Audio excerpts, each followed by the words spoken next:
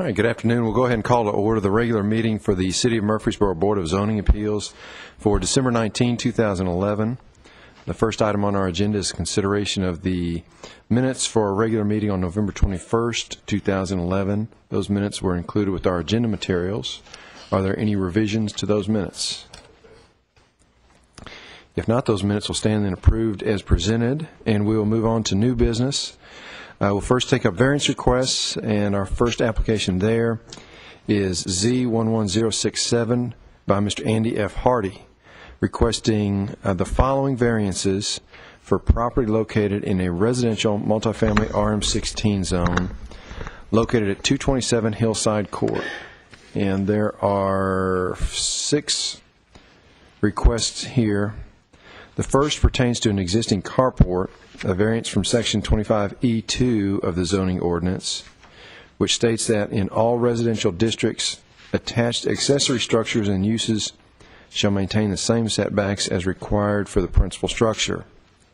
Second, again pertaining to the existing carport, a 10-foot variance from the minimum required 10-foot side building setback for attached accessory structures as stated in Chart 2 of the zoning ordinance. Third, pertaining to an existing storage building, a variance from Section 25E2 of the zoning ordinance, which states that in all residential districts, attached accessory structures and uses shall maintain the same setbacks as required for the principal structure. Fourth, that pertaining to, again, the existing storage building, a 0.18-foot variance from the minimum required 10-foot side building setback for accessory structures as stated in Chart 2 of the zoning ordinance. Fifth, pertaining to the existing house, a 0.1-foot variance from the minimum required 30-foot front building setback along Hodge Drive for principal structures as stated in Chart 2 of the zoning ordinance.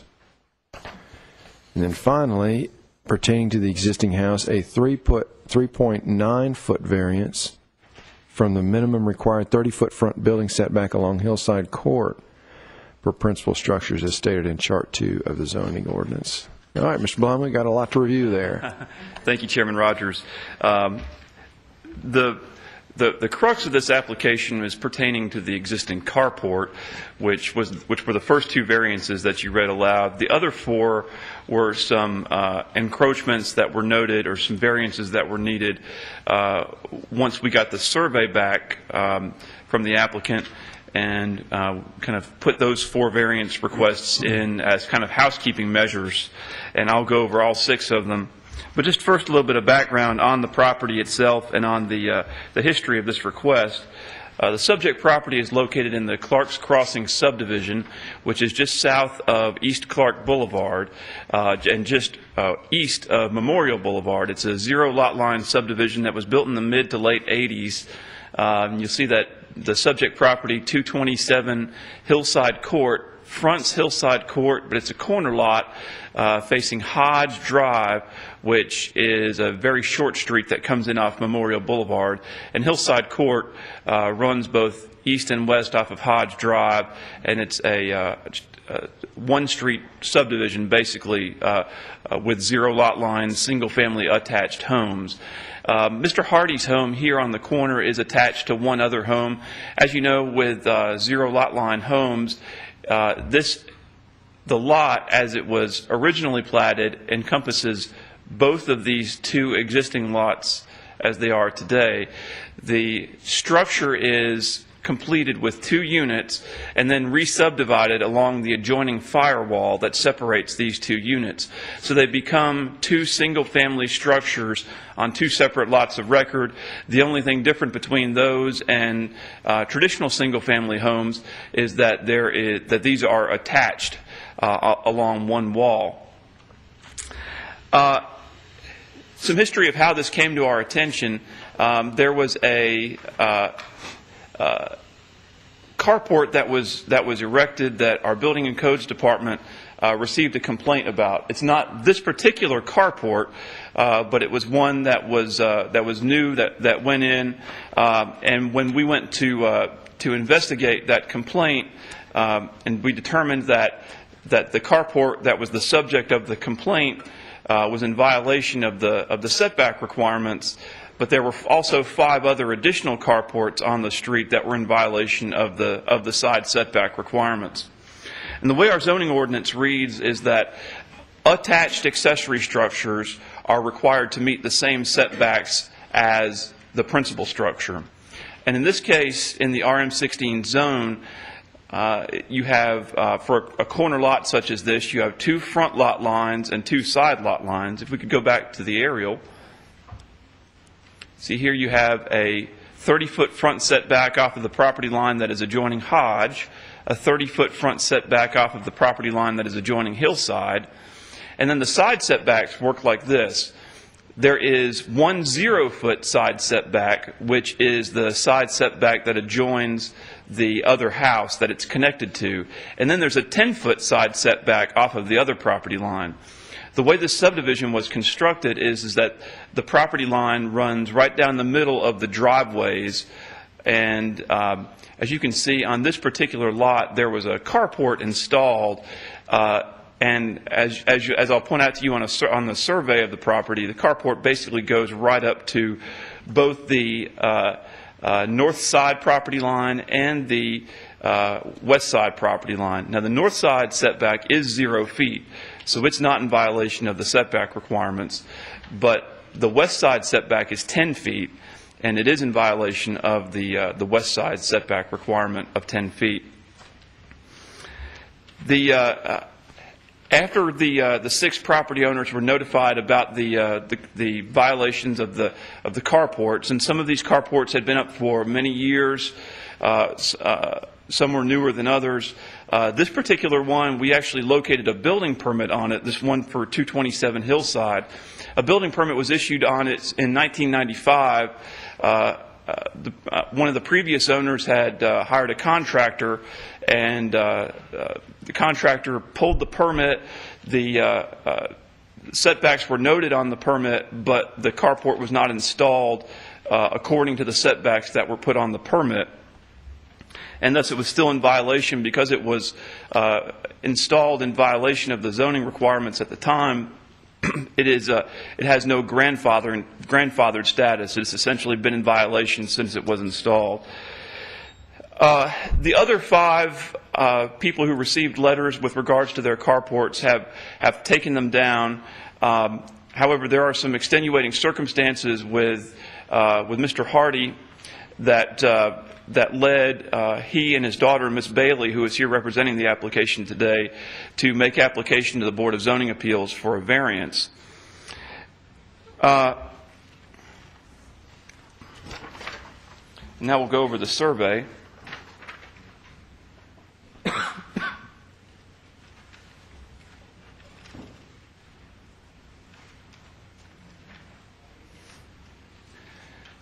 You'll see here the carport is essentially right on the north side property line, which is okay, as I mentioned a moment ago, and is essentially right on the west side property line as well. It's just several hundredths of a foot off, so we went ahead and advertised for the full 10-foot side setback variance from that side setback requirement. In addition, you'll notice that the existing house on this side is 29.9 feet off of the Hodge Drive front property line. So we went ahead as a housekeeping measure, included that 0.1 foot variance for the existing house as well.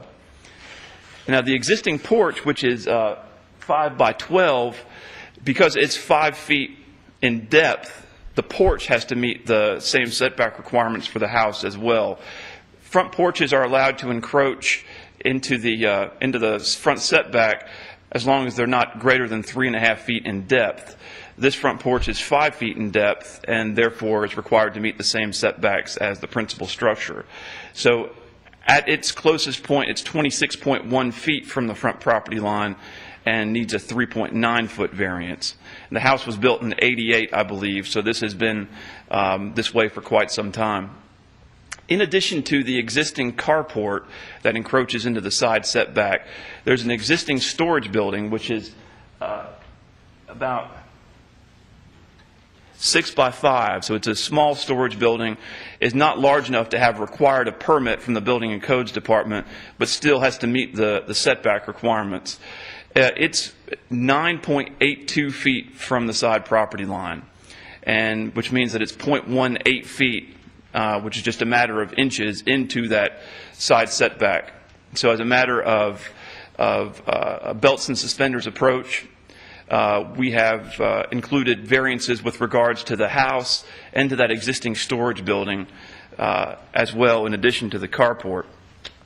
The carport was the reason why, that was the reason for the letter that was sent to Mr. Hardy, and the reason why Mr. Hardy made application to the Board of Zoning Appeals for a variance. As I mentioned, the carport is basically right on top of that west side property line. At its closest point, the carport is 0.04 feet from the west side property line, and thus is in violation of the minimum 10-foot side setback requirement for attached accessory structures. The applicant has asked for a variance of the side setback requirement in order to be able to keep the carport in place as long as he resides there. He states that this will allow his health to be protected from the elements, as he states that he is 92, on dialysis 3 times a week, and must not get wet, excessively chilled, or overheated. He also states that he is always on a walker or in a wheelchair, and that he moves very slowly. He indicates that the carport was one of the main reasons he purchased the house. He also notes that the carport was installed in violation by a previous owner long before he purchased the house in 2003. In order for the carport to remain, 2 variances are needed, one from the requirement that attached accessory structures comply with the same setbacks as the principal structure, and one from the minimum 10-foot side setback requirement in the RM16 zoning district. If the board approves the variances pertaining to the existing carport, staff recommends the following conditions. The variance shall only be valid for as long as the applicant, Mr. Andy F. Hardy, resides on the subject property. Once he no longer resides there, the carport must be removed within 90 days. And that is essentially what they've requested, is a variance for it to remain as long as he resides there, and as long as it is, and hence that is the necessity for the carport for them. Also, a legal instrument with language to be approved by the city attorney must be recorded, putting future property owners on notice of condition number 1 listed above. And that would just be a way to kind of memorialize the condition of the carport coming down within 90 days after Mr. Hardy no longer resides there. Each of the 6 requests should be taken in separate motions. Mr. Hardy is not in attendance at the meeting today. However, Ms. Gail Bailey, who is Mr. Hardy's daughter, who also resides there at 227 Hillside Court, is in attendance and is able to answer any questions that the board may have. Before we open the public hearing, I'd like to show the board some photographs.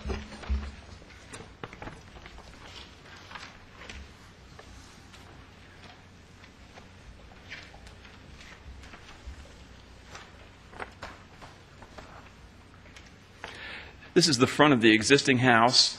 There's the carport in question, and there's the front porch that extends into the front setback along Hillside.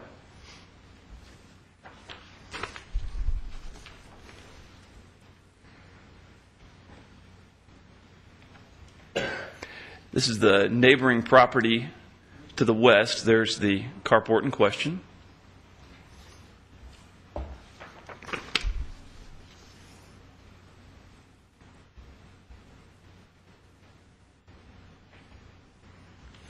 As I mentioned, it's right there on the corner, and this is the property across Hodge to the east.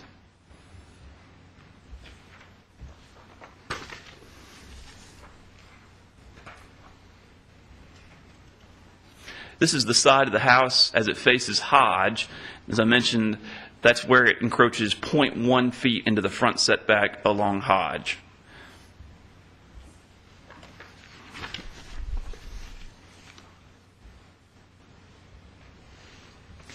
And this is the side of their house facing Hodge, and that's the front door of the house next door to the north that adjoins their house.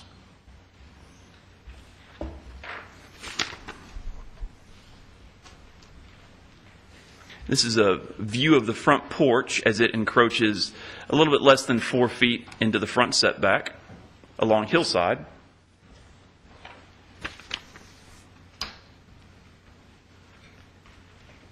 And just a view of the front porch from the other side.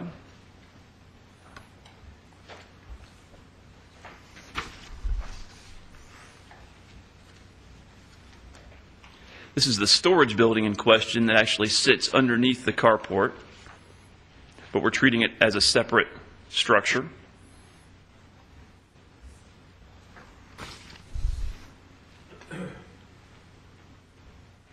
Just a few more views of the carport.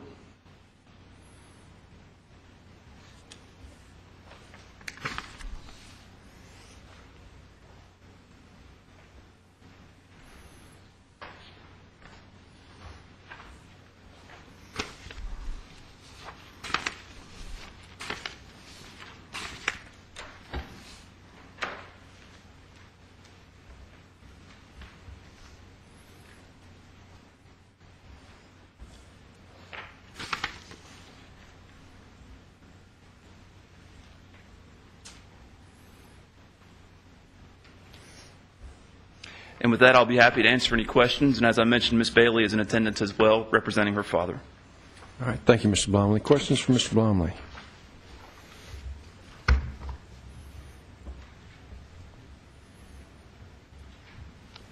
Matthew,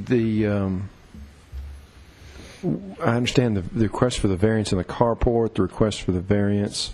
My question is, of your bullet points, there's two components, I guess, to this application for the carport, but they're just in violation of the one side setback.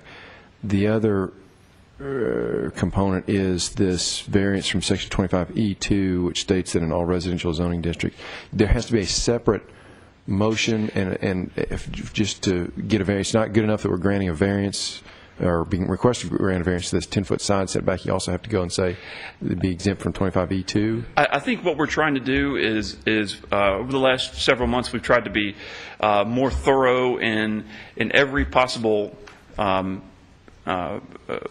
excerpt from the zoning ordinance that it may need a variance from.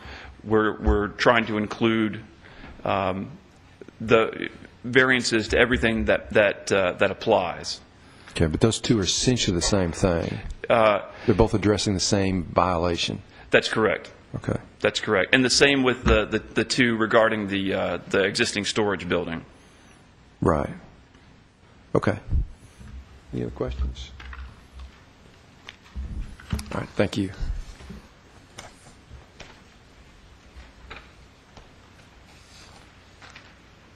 All right, Ms. Bailey, anything you'd like to add to the application? No, sir. He did a marvelous job. Okay. Then at this time, we'll go ahead and conduct a public hearing. Anyone present wishing to speak for or against the application, if you would please come forward. Yes, ma'am. If you'd come forward to the podium, state your name and address for me first. Yes, ma'am. My name is Helen Beatty, and I live at 226 Hillside Court. I live directly across from Mr. Hardy and Miss Bailey. And I'm one of the people that had to take my carport down. I'm the one that unfortunately started this process. I moved back here, my hometown. I had bought this wonderful little townhouse on May 19th, or earlier, and I moved back on May 19th. And then it was sometime in the fall that finally I sold my house in Florida and had some money to do some things that need to be done on my house. And I added a motion detector outside on the side of my house. And that made my next door neighbor very unhappy when he came and insisted that I take it down. And no, I wouldn't do that. And I did have the electrician come back and we changed the light bulbs out so they weren't as bright and they were toward the ground. But it was just like he had, Then I put the carport up, and within days, Mr. Blomley is coming out telling me my neighbor has reported me for the carport. Okay, so I find out my carport also does not meet the setback requirements. So it was. I had it taken down immediately. I talked with, I forget who put it up with me, and he had not gotten a permit. Okay, he had not sought out a permit with the city, and so he said it was his. He took responsibility for it, but he lost a lot of money on that. I lost the use of my carport, and I saw all of my other neighbors have to take it down. And then I see my neighbor across the street with her 92-year-old father, and I've had to take care of my father that didn't make it to 92 but was in a wheelchair all the time and a walker, struggling to go out, you know, and to go to dialysis 3 times a week. And I don't think they should have to take it down. That's a disservice to Mr. Hardy. They bought that house. You know, you can talk to him. He's still easy to talk to, and very. He's not lost his marbles at all.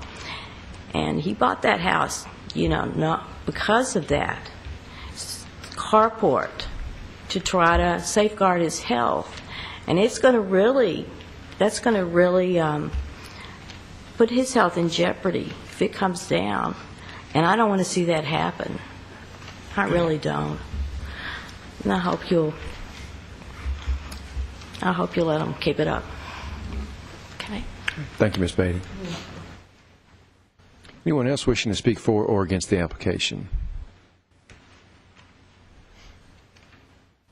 All right, seeing none, we'll declare the public hearing closed and open the floor for any further discussions, or certainly entertain a motion with the caveat that we are taking these as individual requests, so it probably would be appropriate first to consider the initial request for a variance from Section 25E2 as it pertains to the carport.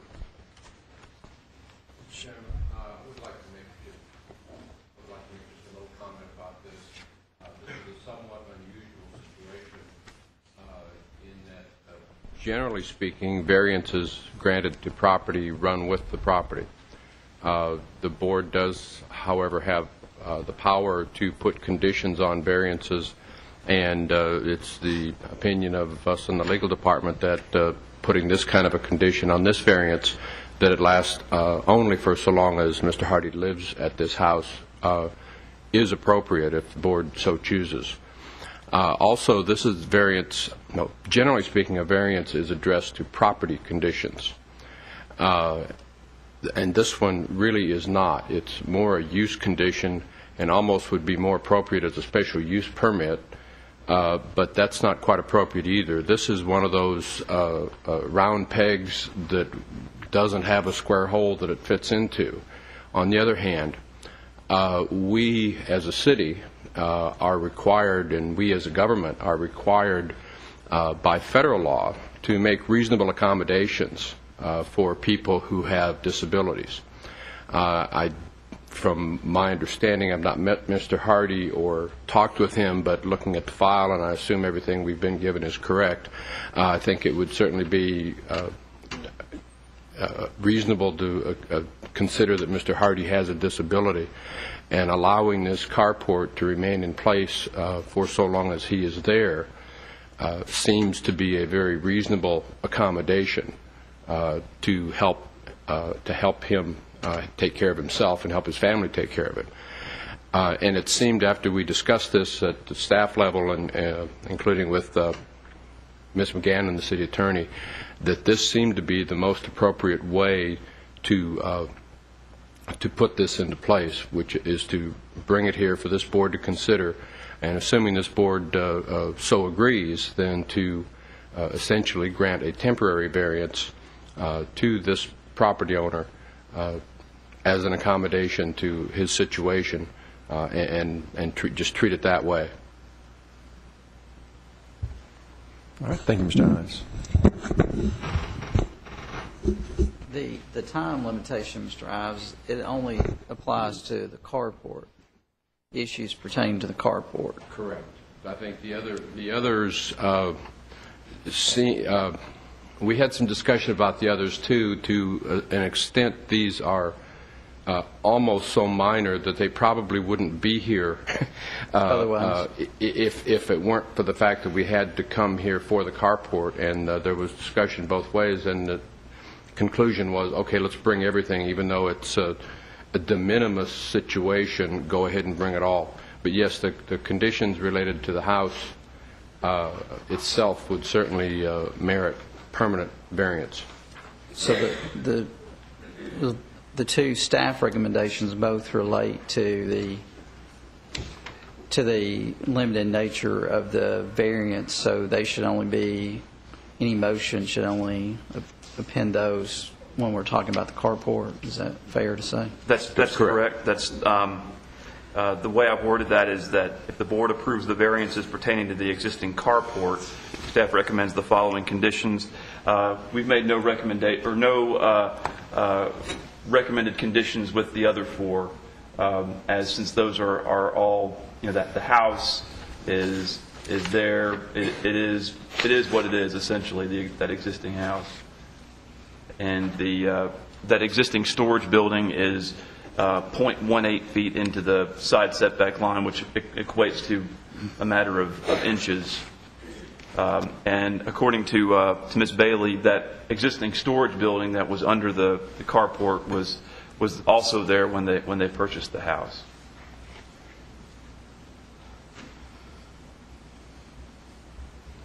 Just at a loss as to say, once if he sells the property, how will you know when someone else buys it? Is it on the deed, or how would you all follow up on that? I think that's one of the reasons we've recommended condition number 2, is that Okay. has a legal instrument recorded, so that in the event that the property does transfer within 90 days, that's within before that 90 days expires, that is a matter of record in the Register of Deeds office that would get passed along with the other paperwork with the property. Would that be fair to say, Mr. Ives? Yes. Thank you. Thank you.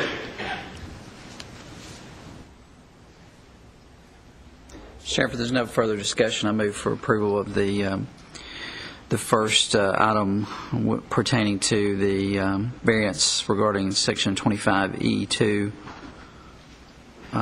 with regard to the carport, subject to the staff comments. I'll second. All right, we have a motion and a second. Is there any further discussion? If not, all in favor say aye. Aye. Any opposed? All right, we'll next consider the request for the 10-foot variance from the minimum required 10-foot side building setback for the carport. I'll make a motion to approve the 10-foot variance with, of course, the recommendations of the conditions set by staff. I'll second. Motion and a second. Further discussion? If not, all in favor say aye. Aye. Any opposed? All right, we'll next consider the storage building and its variance from Section 25E2. Mr. Chairman, I'll make a motion to approve that variance from Section 25E2. I'll second. Motion and a second. Further discussion? All in favor say aye. Aye. Any opposed? All right, we'll move on to, the storage building, the 0.18-foot variance from the minimum required 10-foot side building setback. Shall I move for approval of the 0.18 variance regarding the storage building? I'll second. Motion and a second. Further discussion? If not, all in favor say aye. Aye. Any opposed? Okay, and next we'll consider pertaining to the existing house, the 0.1-foot variance from the minimum required 30-foot front setback from Hodge Drive. Mr. Chairman, I'll make a motion to approve the 0.1-foot variance of course, with the recommendations set by the conditions of the staff. And for these two pertaining to the existing house, there, we have no recommended conditions of approval for those two. For those two? Yes, ma'am. I'll second. All right, we have a motion and a second. Further discussion? All in favor say aye. Aye. Any opposed? All right, and then finally, we have the request for the 3.9-foot variance from the minimum required 30-foot front setback along Hillside Court. I'll make a motion to approve the 3.9-foot variance. Second. All right, motion and a second. Any further discussion? If not, all in favor say aye. Aye. Any opposed? All right, Ms. Bailey, that your application has been granted in its entirety.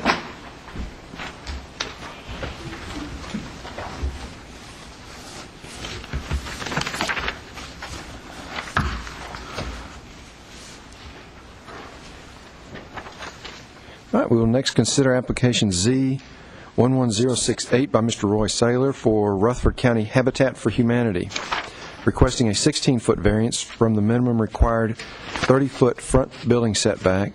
This is for principal structures for property located in a residential multifamily RM16 zone located at 537 East Sevier Street. Mr. Blomley. Thank you, Chairman Rogers. This is very similar to many of the other ones that Mr. Saylor has brought before us. Habitat has purchased a lot at 537 East Sevier Street, and they're looking to reconstruct a single-family dwelling on the property. And I'll show you the property location here. You see that back when this photograph was taken in 2010, there was an existing house on the property. This is on the block that is in between Highland and University, and it's on the north side of East Sevier Street. This lot is currently vacant. Mr. Saylor, as Habitat has done over the last number of years, is looking to rebuild the house in a way that's consistent with the other houses in the immediate vicinity.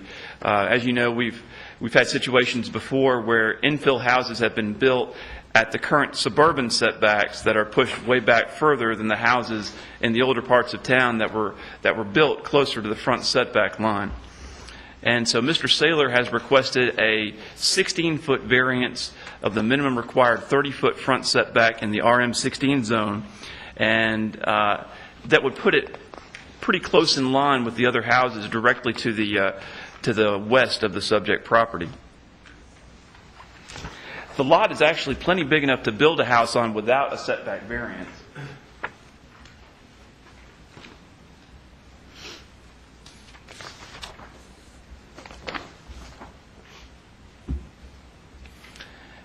So here is the proposed house that Habitat intends to build. The porch, which Habitat tends to build fairly big porches, this one is an 18 by 7 porch. That's where we would measure from. That would be 14 feet off the front property line instead of the 30 feet that's required. There is ample room on the side of the house to meet minimum parking requirements and to get 4 cars in the driveway. Directly to the east of the subject property is an existing house that the subject lot shares a driveway with. Habitat is looking to re-subdivide these 2 lots to give the remainder of that driveway to the property to the east, and so that the proposed house can have its own driveway on the west side of the house. Now, the 2 lots that are directly to the west of the subject property also received variances in years past. The lot directly to the west is where Mr. Randy Fan, about 2 or 3 years ago, moved a house onto the subject property that was previously on South Manny Avenue. He received a 20-foot setback variance, and so the house was approved to be 10 feet from the front property line. Although just in stepping that off, it appears that it might be closer to about 11 or 12 feet off of the front property line where it actually ended up.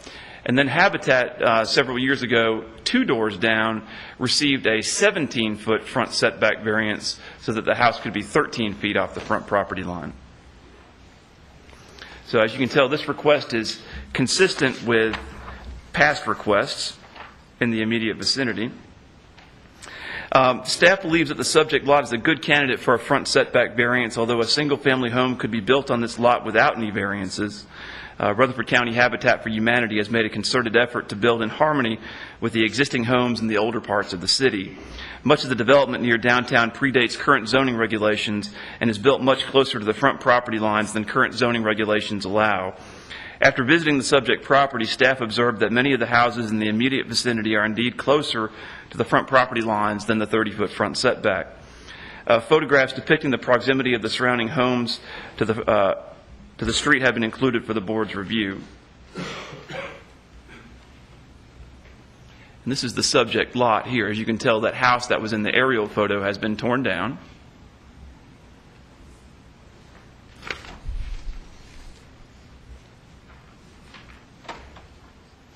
This shows the two houses directly to the west. This is the house that Mr. Fan brought in next door, and there's the house that Habitat built several years ago. As I mentioned, I think Mr. Fan's house is about probably 11 or 12 feet off the front property line.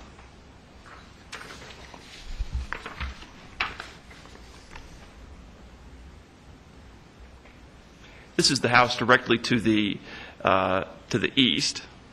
As you can see, it sits closer to the street as well.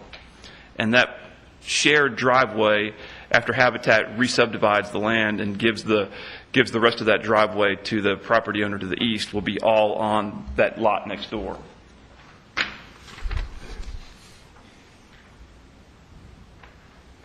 And this is just some of the development across, some of the houses across the street.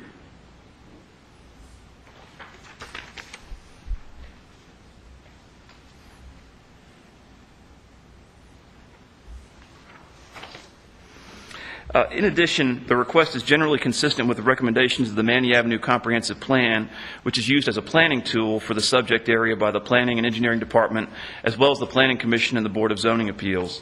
The plan identifies the subject property as being in the Patterson Park Revitalization District. It is important to note that with regards to the Patterson Park Revitalization District, the plan stated that future redevelopment efforts in this area should focus on the provision of single-family owner-occupied housing as a catalyst for positive change in the neighborhood. The applicant is attempting to honor this particular goal of the plan. In addition, regarding the Patterson Park Revitalization District, the plan recommends as a key design standard reduced front setbacks to better relate homes to the street. It recommends a minimum front setback of 15 and a maximum front setback of 25 feet. The plan noted that in many instances, the suburban zoning requirements that are currently in place are not conducive to the redevelopment of the older, more urbanized areas of the city. If the board approves this application, staff recommends the following conditions. A surveyor will be required to help lay out the footing of the building, and a surveyor's certification must be provided that the building is in compliance with the action of the BZA as well as all other setback requirements. And number two, the re-subdivision plat creating the lot consistent with the site plan submitted as a part of this application must be recorded prior to the issuance of the building permit. If the board has any questions before or after the public hearing, I'll be happy to answer them. And Mr. Saylor is in attendance as well if you have any questions for him. All right, thank you, Mr. Blomley. Questions for Mr. Blomley? All right, thank you. Mr. Saylor, anything you'd like to add to the application? No, sir. Okay, thank you, sir. And at this time, we'll go ahead and conduct a public hearing. Anyone present wishing to speak for or against the application, if you would, please come forward. And seeing none, we'll declare the public hearing closed and open the floor for further discussions or motion. Mr. Chairman, I'll make a motion to approve the application with the conditions set by the staff. No second. I have a motion and a second. Is there any further discussion? If not, all in favor say aye. Aye. Any opposed? All right, Mr. Saylor, that application has been approved. We'll next consider application Z 11069 by Mr. David Leake for Lewis Brothers Bakeries. They are requesting a 22-foot variance from the minimum required 42-foot front building setback for principal structures.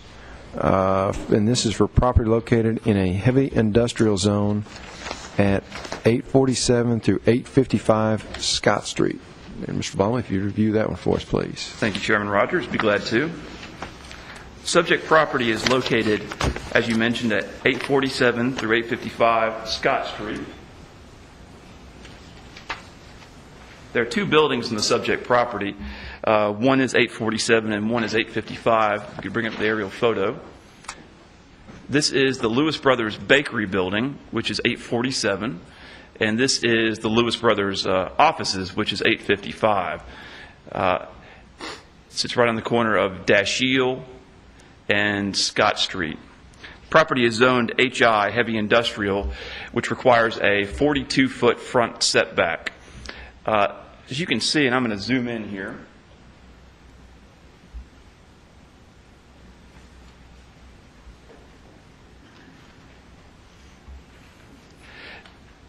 the existing building encroaches into the front setback by almost 22 feet. It was built, I believe, in the 50s, and it was constructed in 1955. I had to use my staff comments to jog my memory a little bit. And so it's a lawfully established non-conforming structure. There, on the south side of the building, there is actually a small part that does not encroach into the front setback. You'll see here, there's this area that sticks out here and goes down here like so. And what Lewis Brothers Bakeries would like to do is they would like to build an addition onto the existing building to square off these two corners. You'll see here this little gap here and this little gap here, so that it would be continuous here and continuous here, all in a straight line. And so they're requesting a variance to build the addition into the front setback, even with, not protruding further than, but even with the existing building along Scott Street. I think the building addition itself would be 700 and some odd square feet.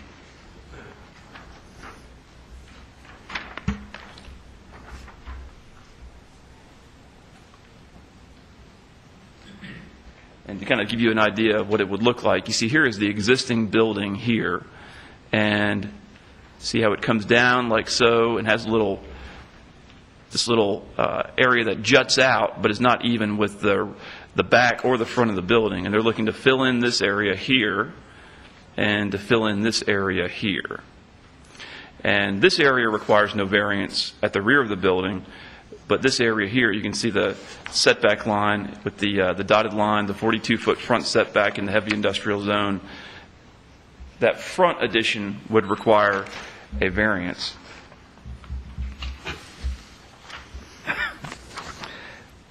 As I mentioned, according to the Rutherford County Property Assessor's website, the subject building was constructed in 1955. And the existing building is approximately 21.7 feet into that front 42-foot setback. In order to be able to fill in the notch, as the applicant has referred to it in his write-up, he would require a front setback variance. In his letter to the board, the applicant's engineer points out that the proposed addition will stay in line with the existing building. He also points out that the existing building has been in its current non-conforming location for years, and that the existing encroachment was not created by the current owner. Now I'll show you some photographs.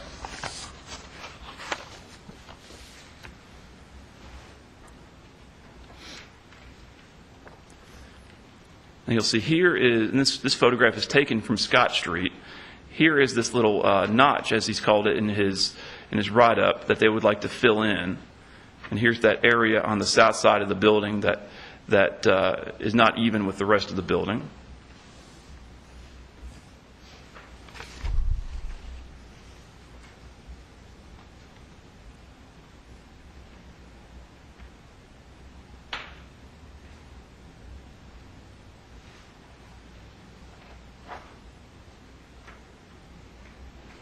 And this is looking down Scott Street. You'll see here's the street.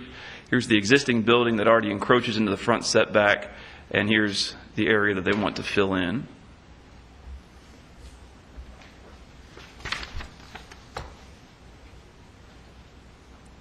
Once again, just looking at the existing building, the view down Scott Street.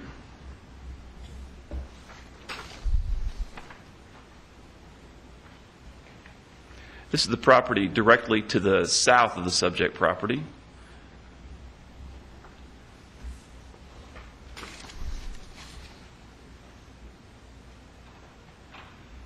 This is the property directly across Scott Street from the subject property.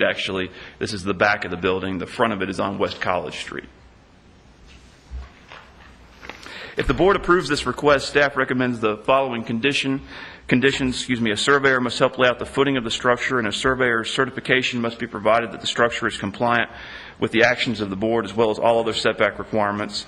And number 2, the site plan must be reviewed and approved by the Planning Commission or by the planning staff. I'm not sure if Mr. Leak is here, the applicant. I've never met him before. I suppose Mr. Huddleston is here.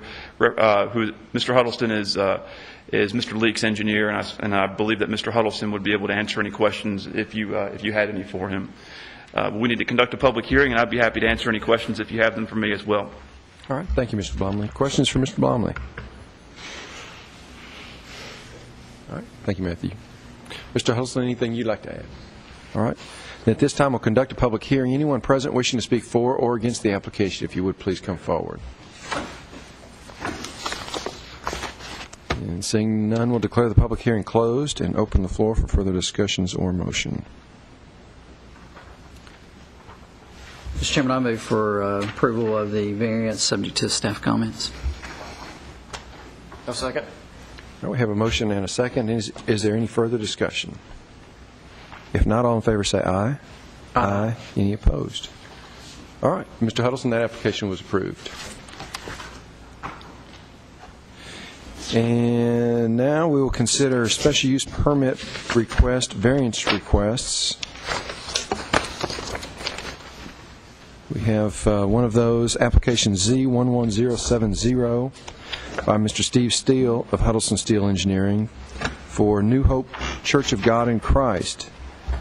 He's requesting a special use permit in order to expand the existing institutional group assembly use, which would be a place of worship, located at 303 South University Street, onto the adjacent property located at 335 South University Street in a residential duplex zone.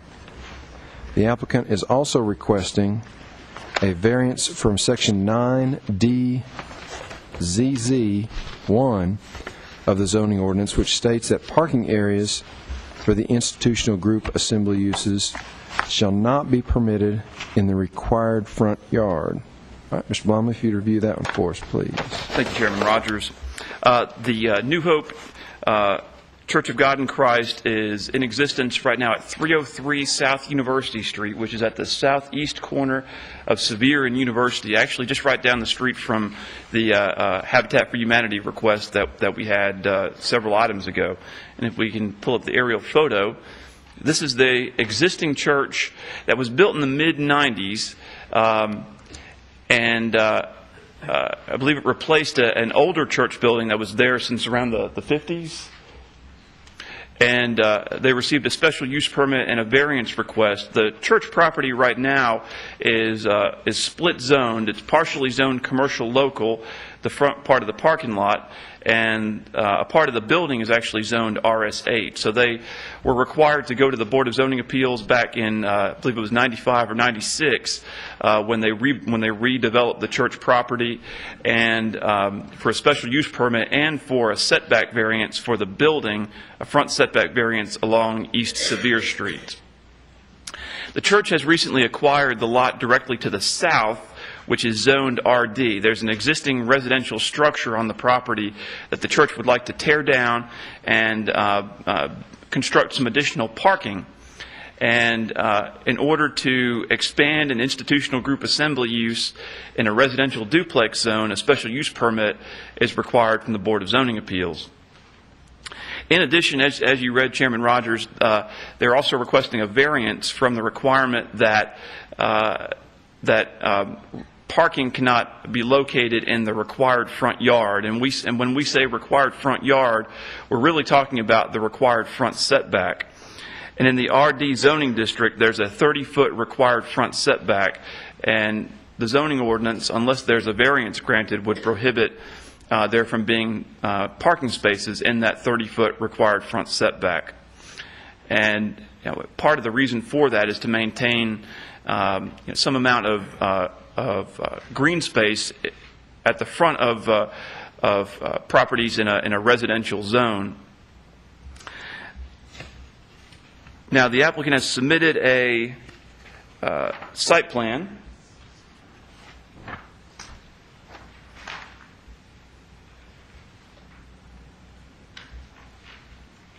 And you have the most recent version of that site plan in front of you.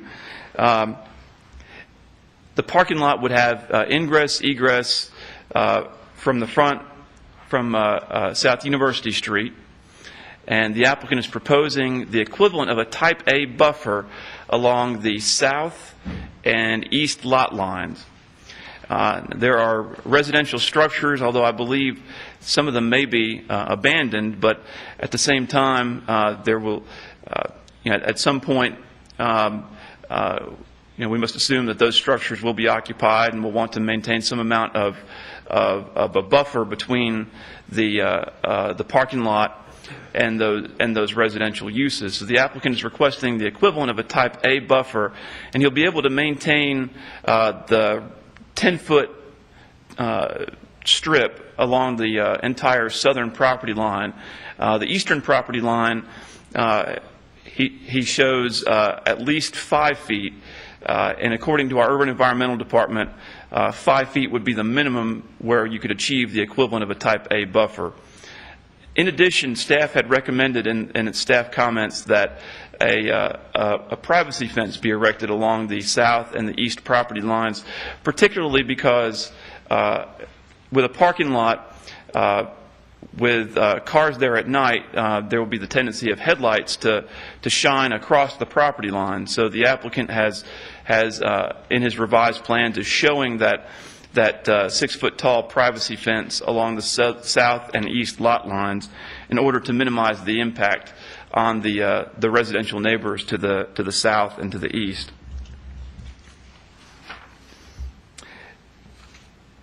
Now, the applicant hopes to gain 34 additional spaces by constructing this parking area, and many of the additional standards that are in the zoning ordinance for institutional group assembly uses really are not applicable to this particular request, because they're not looking to add any amount of intensity to the use as far as adding extra seating capacity, adding extra activities. Basically, this plan is just for the addition of parking. So there would be no additional, no RV hookups for traveling speakers. There would be no additional chimes or bells. So as I mentioned, a lot of those additional standards are not applicable. One additional standard, though, that will need to be addressed, and that you'll see I've made a condition of approval, or a recommended condition of approval, is that there is a minimum lot size requirement for an institutional group assembly use in the RD zone. And that's 3 times the minimum lot size, which I believe equates to about 0.55 acres. Now, this particular lot is significantly less than 0.55 acres. So the recommended remedy for that, it would not be a variance in staff's opinion. It would be to re-subdivide these 2 lots and combine them. That way, the 2 lots combined into one lot. This lot, it would meet the minimum lot size. One of the things that staff pointed out in its comments was that there was no photometric lighting plan that had been submitted with the original submittal, and that we were going to recommend deferral if no photometric lighting plan had been submitted by the time of the meeting. We did receive a photometric lighting plan, and it does show compliance with the lighting requirements. There will be 2 poles installed, 2 lighting fixtures at 25 feet tall. That there would be no more than 1/2 foot candle at the property line. That's the level of lighting at the property line would be no more than 1/2 foot candle, which is compliant with the city's zoning ordinance. Now, the variance request is with regards to parking in the required front yard. And as I mentioned, there's a 30-foot required front setback in the RD zone, and parking is prohibited from being located in the required front setback. However, there is existing parking next door in the church's existing parking lot that encroaches into that 30-foot required front setback. And the church is really trying to be consistent with the existing parking lot, and so they have requested a variance so that they can construct parking within that front setback. They would still be required to maintain an 8-foot front planting yard as a part of their landscape requirements. So they've requested that, they've made that variance request. Another thing that I wanted to mention is that there was some damage that was done to the existing landscaping on the site at 303 South University. The trees had been pruned back a great deal, and our Urban Environmental Department went out and took a look at them and determined that the damage that was done to these trees was irreparable, and that it needed to be restored back to be at least to a point where it was compliant with the site plan that was approved back in the mid-90s. And our Urban Environmental Department can work with the applicant on perhaps on the species choices to make the species of the trees perhaps a little bit more favorable, depending on, or if they were having trouble with the existing trees, our Urban Environmental Department would be happy to work with the applicant. As you noticed in the staff comments, one of the things that we required before the meeting was a plan of action stating how they wish to remedy the existing violation on the property next door at 303 where the church is located. And one of the things that I've set on your tables is a letter from Mr. Thomas Keith, who is with the church and representing the church. And I believe I've handed that out, but I don't have it in front of me. It is in writing. Yes, that is it, Chairman Rogers. It is committing to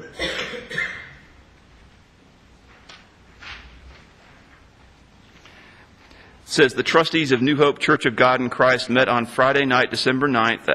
At our meeting, we discussed the replacement of the trees here at 303 South University Street. We will restore all trees and bushes back to the original site plan. So the planning and urban environmental staffs have a comfort level that the church understands what needs to be done with regards to the existing church site, and that we will continue to work with them on the replacement of those existing trees. So at this point, we are satisfied that they have gotten us what we needed with regard to to that existing landscape violation. And if you have any questions regarding that landscape violation, Mr. Brad Barbie from our Urban Environmental Department is in attendance today, if you had any questions about that. This is the existing house that sits on 335 South University Street. That would be torn down to make way for the parking lot. This is the house to the south.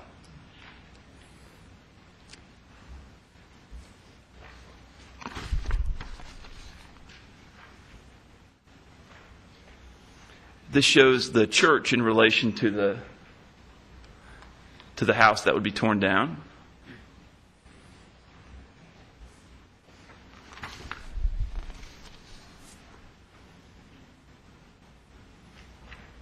This is looking back in the backyard behind the house where the parking lot would be constructed.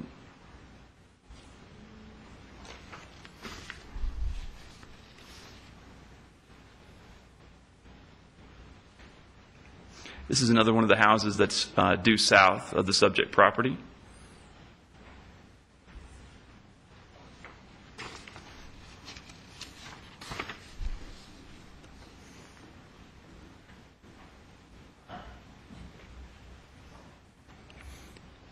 Another house that's south of the subject property.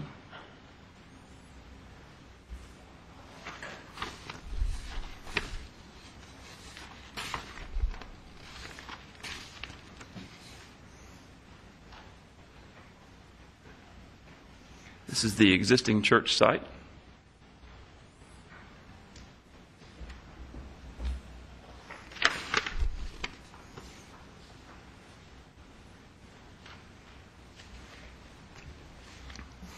This shows some of the trees that need to be replaced. But here's the existing parking lot, and as you can see, it's already within the front setback along South University.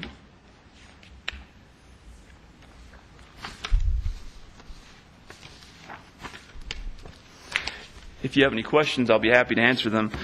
Each of these two items would need to be taken in separate motions. Mr. Steve Steele is in attendance representing the church, if you have any questions for him as well. All right, thank you, Mr. Blomley. Any questions for Mr. Blomley? Mr. Blomley, did the church receive a variance back in the mid-'90s with their application, or were they grandfathered in to the setbacks at that time? Or I could not find any documentation one way or the other. They did receive a variance for the building, but not for the parking. So I couldn't find any documentation at that time with regard to why their parking was so close to the front property line.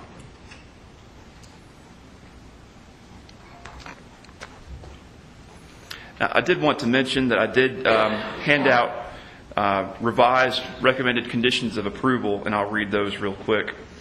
The site plan for the proposed parking lot addition must be reviewed and approved by the Planning Commission or by the planning staff. As a function of the site plan review process, the landscape plan for the parking lot addition will be subject to the final review and approval of the city horticulturist. Number two, simultaneous with site plan review, the applicant will need to submit a quote-unquote landscape remediation plan for the existing church site at 303 South University Street. The landscape remediation plan will be subject to the review and approval of the city horticulturist. All existing landscape deficiencies on the church site at 303 South University Street must be addressed and brought into compliance to the satisfaction of the city horticulturist prior to the final inspection of the proposed parking lot improvements. Number three, a re-subdivision plat combining the subject lot 335 South University Street with the main church lot must be approved by the planning department and recorded prior to the issuance of building permits. And once again, that addresses the lot size deficiency. All right, any other questions for Mr. Blomley? Thank you. Mr. Steele, anything you'd like to add to the application? All right. Then at this time, we'll conduct a public hearing. Anyone present wishing to speak for or against the application, if you would please come forward. And seeing none, we'll declare the public hearing closed and open the floor for any further discussions or motion, mindful of the fact that we need to take this application in two separate components. So again, I think it would be appropriate to consider first the request for the special use permit in order to expand the church. Mr. Chairman, I'll make a motion to approve that. Of course, with the recommendations of the conditions that were set by the staff. I'll second. All right, we have a motion and a second. Any further discussion? If not, all in favor say aye. Aye. Any opposed? Okay, next we'll consider the request from the variance of Section 9D ZZ1, which states that parking areas for the church shall not be permitted in the required front yard. Mr. Chairman, I'll make a motion to approve that variance subject to the staff comments. I'll second. We have a motion and a second. Any further discussion? If not, all in favor say aye. Aye. Any opposed? All right, Mr. Steele, that application's been approved. Thank you.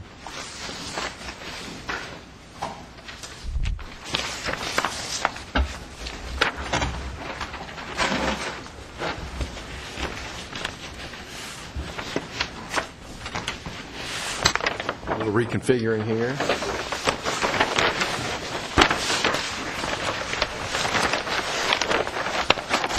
All right, we'll next consider sign variance request. This is application S11071 by Mr. Buddy Follis of Sign Masters Company for Middle Tennessee Medical Center, requesting a variance from Section 25 1/4 24A22 of the City of Murfreesboro sign ordinance, which prohibits a sign placed in or over a public utility or drainage easement. And this is for property located at the southeast corner of North Thompson Lane and Gateway Boulevard. Ms. Kerr, if you'd review that one for us, please. Thank you, Chairman Rogers, members of the board. The City of Murfreesboro sign ordinance prohibits signs placed or their foundations placed in or over public utility or drainage easements without the consent of the easement holder and approval by BZA. The applicant is requesting permission to erect one internally illuminated ground sign with 49 square feet of display area and an overall height of 6 feet 6 inches. The sign will be located within a 40-foot public utility easement. The agreement for a sign in a city easement has been signed by the Murfreesboro Water and Sewer Department, Murfreesboro Electric Department, and the Director of Building and Codes, and letters of location approval have been received from Atmos Energy and AT&T. The applicant will comply with all other setbacks and regulations, and Mr. Buddy Follis is available as well as myself to answer any other questions you may have. Thank you, Ms. Kerr. Questions? Chairman Rogers, I just did want to mention that I did put these the forms that Ms. Kerr alluded to on your desk that came in after the staff comments went out last time. Also, Mr. Chairman, I serve on the board for MTMC, so I'll abstain from this application. Okay. Thank you very much. Thank you, Ms. Kerr. Mr. Follis, anything you'd like to add to the application? Did you say externally or internally eliminated? External. Okay, it definitely is externally eliminated. Okay. It is externally illuminated. All right. Then at this time, we'll conduct a public hearing. Anyone present wishing to speak for or against the application, if you would please come forward. And seeing none, we'll declare the public hearing closed and open the floor for further discussions or motion. Mr. Follis, I have one question, really unrelated to this sign application, but do you know approximately when this will be completed, assuming it's approved? We're going to try to get it done. They're going to try to get the masonry work done in early January. I've got the letters ready to go on sign. So we're shooting to be done in mid-January. I understand this development's going to be done in what utilities are talking about on that corner. Right, and that was my interest. We said well behind it, but we're going to try to get it expedited. Thank you.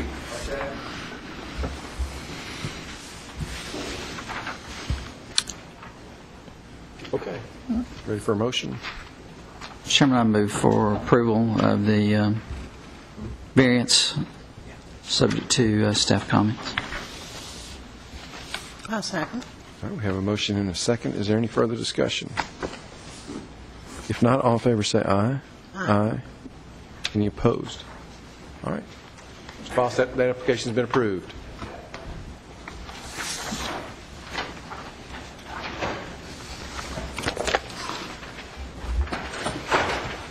All right. We'll now consider a weed and grass exemption request.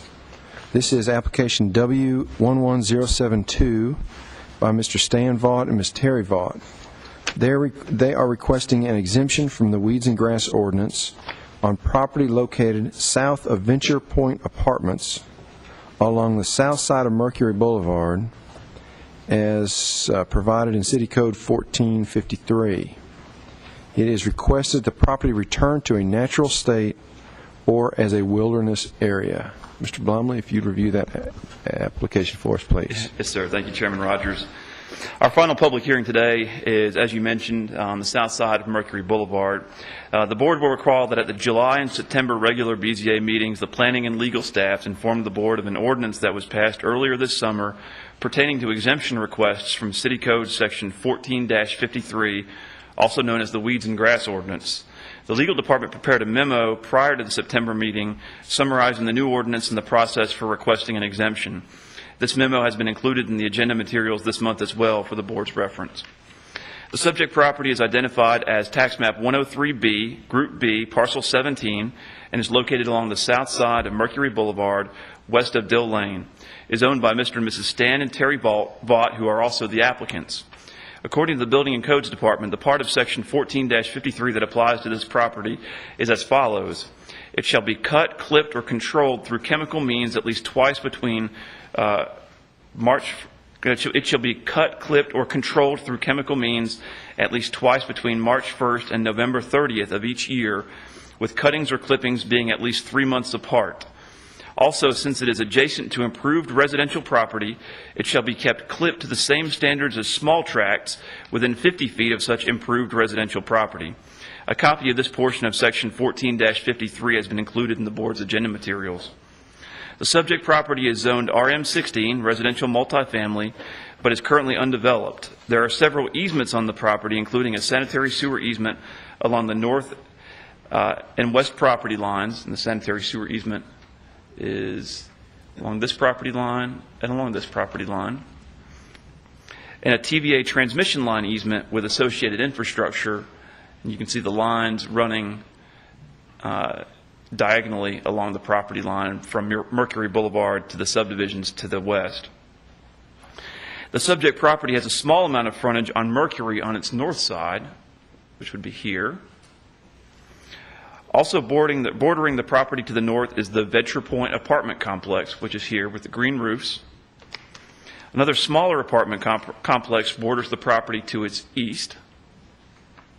The Richland Falls apartment complex is being developed south of the subject property here. Bordering the subject property to the west are the East Meadows subdivision, including Venus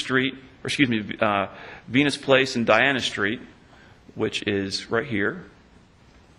So there are single-family residences here directly to the west. And the Atlas subdivision, including Atlas Street, the very north side of this lot here, which fronts on Atlas Street, also borders the subject property. According to the city's engineering department, the subject property was noted on aerial photographs and maps of the era as having been used as a borrow pit in the 50s and 60s. However, it appears that its use as a borrow pit ended before the 1970s. The borrow pits created several large depressions that hold water for extended periods of time. The current owner attempted to fill the depressions with unauthorized and uncontrolled fill in the 1990s, but fill placement was directed to stop by city staff until proper permits and approvals were obtained. Filling of the property ceased and no permits or approvals were given for additional fill. Included with the agenda materials is the letter from the applicants outlining their request and the reasons for their request. The applicants are requesting that the entire property be exempted from the weeds and grass ordinance. Staff has also included for the board's reference the correspondence that has been received from neighboring property owners objecting to the request. In addition, photographs of the subject property taken by staff have also been included for the board's reference. Following a presentation by the applicant, the board should conduct a public hearing on this matter and then determine whether or not to grant the exemption request. I believe Mr. Vaught is in attendance at the meeting. Mr. Vaught? Mr. Vaught is in attendance at the meeting to answer any questions, and as I mentioned, he will give a presentation.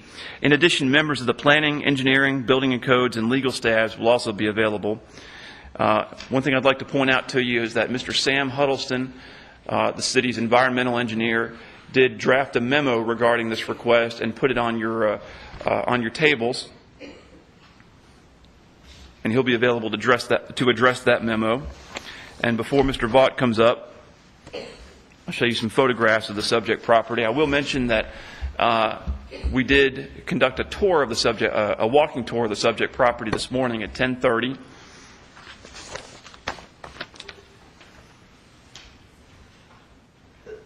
This is the entrance to the subject property off of Mercury Boulevard.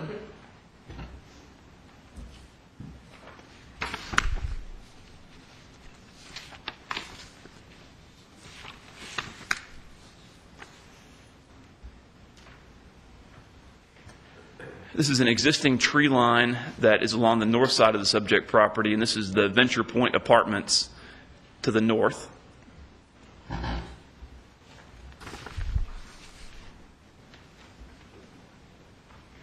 This is that existing tree line along the north side of the property.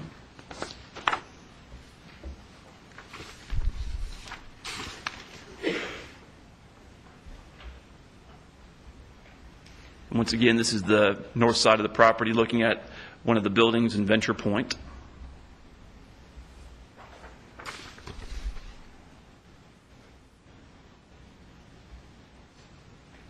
This is the very northwest corner of the property.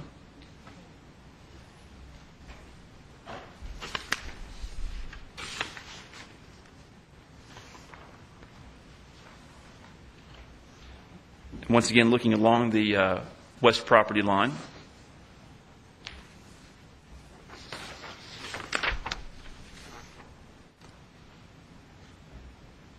Continuing to move down along the west property line.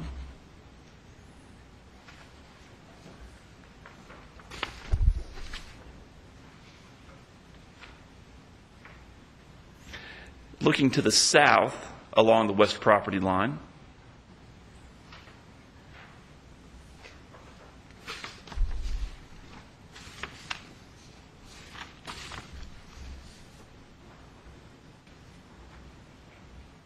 This is along the west property line near the very southwest corner of the property. And you can see here's where the electric lines run through the subdivisions to the west.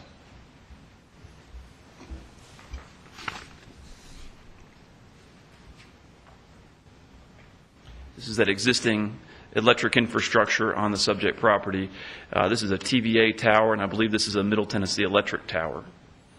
And there's also a Murfreesboro Electric tower in there as well. 3 lines running parallel to each other.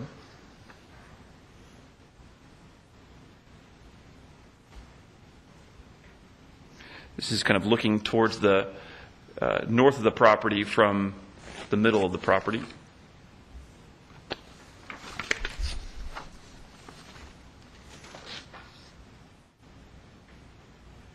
And this is in the southwest corner of the property. And these houses down here, I believe, are the ones that front on Atlas Street.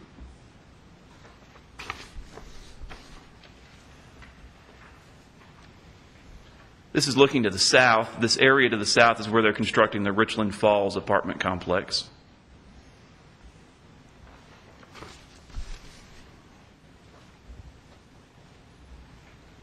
And once again, looking along the south property line, Richland Falls in the background.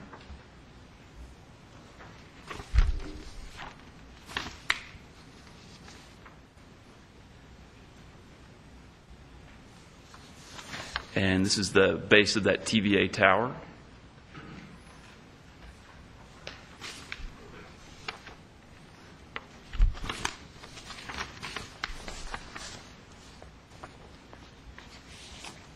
And this is looking to the east. You can see the very edge of one of the apartment buildings to the east.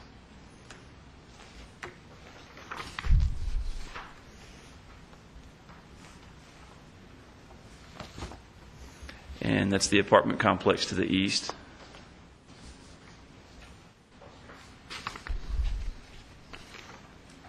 And this area is in the southeast corner of the property.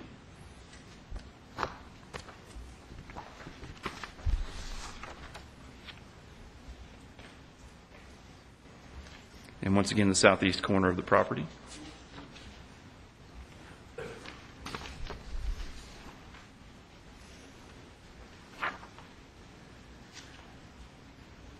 This is looking back up towards Mercury Boulevard.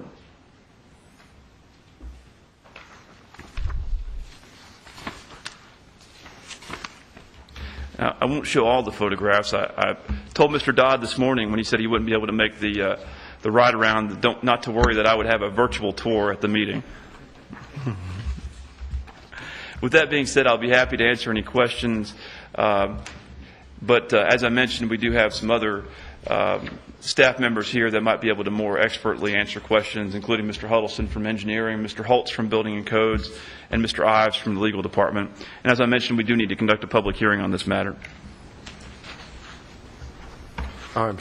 Thank you, Mr. Blomley. Any questions for Mr. Blomley? No question, but you take some good pictures. Well, thank you. I appreciate it. If nothing else, I'm thorough, right? That's Right. Matthew, in looking through the packet, the couple letters that were discussing this application, it seems they all seem to have a thing about the trees along the border of the property, which I guess is kind of a separate issue from whether they mow it or not. I guess how do they handle the trees there on the? That's kind of a separate issue, but seems to be concerned with some that took the time to write in. I think for that one, I might defer to Mr. Ives or Mr. Holtz about that. All right. Well, that may come up when we get to it, so we don't have to stop now if we don't need to. All right. Any other questions? Thank you, Mr. Bomley. Okay, would now be an appropriate time for Mr. Vaught then to make his presentation? Yes, sir. Okay. Mr. Vaught, what would you like to add to your application?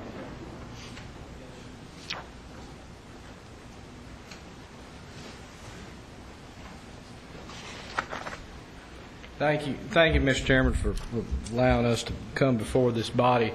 Kind of give you all a little bit of background on this particular piece of property. Terry and I bought it 20 years ago. The history of the property before we purchased it, it was used, for some of you that have as much experience in Murfreesboro history as I have. In other words, those of us that are getting a little bit older and can remember things. This property was owned by McDowell Enterprises, and they were the people that had the contract to build Mercury Boulevard back in probably the 50s, I guess, late 50s, early 60s. And the fill dirt that was used to build Mercury Boulevard along the area from Hobgood School east was the dirt that came off this particular tract of land. And actually the 2 acres next to it too that H. Allen Jones and Vester Waldron owned at one time, where those apartments were that you pointed out to the east, that was part of the property too. So that 12 acres of land in there is what contributed to Murfreesboro having Mercury Boulevard. Terry and I, McDowell Enterprises subsequently sold it to Mr. and Ms. Charles Whitfer, I believe was the people's names, and then Terry and I bought it, I think, either in 91 or 92, when the new Woodbury Highway was built, and we had access to the property there. We viewed it as an opportunity, as a long-term investment, didn't know what we would do with the property. It was zoned multifamily at the time. At the time we bought it in the early 90s, it had 2, 3, and 4-inch caliber trees on it. In other words, it had been let go. It had been abandoned by both the McDowell Enterprises and the Whitfer family for approximately 40 years, 35 years there. And so you can imagine the size trees that had overtaken it. Terry and I looking at it and discussing it with Bill Huddleston and Steve Steele years ago, it was viewed as the property needs to be brought back to grade. So we subsequently, the next year or 2 years there in the early 90s, there was some construction that went on at MTSU. There was a couple of buildings built over there. They needed a place to dispose of the fill dirt, and we obliged the contractors in MTSU at that time to move that dirt over to the property that we had there on Mercury Boulevard. Subsequently, after that, this kind of gets humorous, the reason I'm telling y'all. I don't mean to bore you with it, ladies and gentlemen of the body, but I think if you see the background to it, you'll almost see why I'm here today as being a little bit almost comical in one sense. But when we started doing that venture, we were approached by the state of Tennessee and told us we didn't have access to that property, that was a limited access highway, and that we could not enter or exit on Mercury Boulevard, that we had to access it through Atlas Street. I said, well, that's not possible because we don't touch Atlas Street. We can't do that. And a few conversations back and forth, and short of me hiring an attorney and going to court, I had to prove to the state of Tennessee that I did have access to it, which the state of Tennessee, when they made their settlement with the Whitfer family, when they cut the corner off the property, if you notice there was a little wedge cut off where we do have frontage on Mercury, they had left out of their legal work that there was a road access point cut there. It shows up in the plans, it shows up, and how I was aware of that is the superintendent for Rutherford County Highway Department, Mr. Willard Richardson, had a set of the highway plans, and that's how we discovered that we did have access to it and had to prove to the state of Tennessee that we could access that property. So that was one issue that we overcame. Second issue, the state of Tennessee is dumping water on us. If you notice in some of those photographs, there is ponding of water on that property. Obviously, it being a borrow pit over the years, and it being brought below grade, it was an easy place for people to dispose of water. And if you notice the drainage coming down Mercury Boulevard now from what would I call the intersection of Rutherford Boulevard and Mercury down close to Walmart, every bit of that water drains back down the right-of-way till it gets to my property. And then there's a 3-foot pipe that goes under the apartment complex and dumps right into the center of this property. So we had to work around that. We've petitioned the state of Tennessee to look at that and take care of their water and drain it all the way down to the box culverts that go under Mercury Boulevard in the approximate location of the back of those houses that are built on the adjacent subdivision, kind of be right in behind where Slick Pig Barbecue is now. If y'all are familiar with that area there is a depression, and that's kind of where a lot of the water that drains through the Bell Street parking lot out through Evergreen Cemetery initiates on this area of Murfreesboro from a drainage standpoint. We did apply to the state of Tennessee and got our necessary permits back in the late 90s as far as stormwater drainage was concerned and all of that. Continued to fill it, discussed it with Joseph Adelot and Steve Steele. At that point in time, there was not a requirement, as far as we knew, from the city of Murfreesboro to have a field permit per se. In approximately 2004, 2003, 2004, Sam Huddleston contacted me from the city and said, hey, things have changed. You can't keep doing the way you've been doing it. You're going to have to get a field permit done. That's going to take an engineering study. I discussed it with Huddleston Steele at that time. It was cost prohibitive to Terry and I at that point in time, so we suspended field operations. As you notice on the property, there's two bad areas that I believe are that have trap water on them that we didn't get filled enough to make the water run off. But that's fine. That's okay. It's sitting there like it is. Over the course of the last 7 years, my neighbor to the north that owns Ventureport Apartments approached us about taking care of the trees that were the branches that were falling out of it. And we told him that if they wanted to, we would pay half the cost of taking care of cutting those trees down or trying to be good neighbors, do what we needed to do. But I reminded them that when Ronnie Nichols built those apartments, part of his site plan approval through the Planning Commission was that fence row would stay intact as part of the landscape buffer there. Miss Cynthia Holloway asked me to sign an agreement with the city to keep those trees in place, and so I did. Tried to oblige my neighbor. 2 or 3 years ago, or 3 or 4 years ago now, some of the people that live on the adjacent subdivision to the west of us had some problems with tree limbs falling and that kind of thing. And Terry and I again offered to pay half the cost of maintaining that fence row whatsoever, but that was not met with a glad response.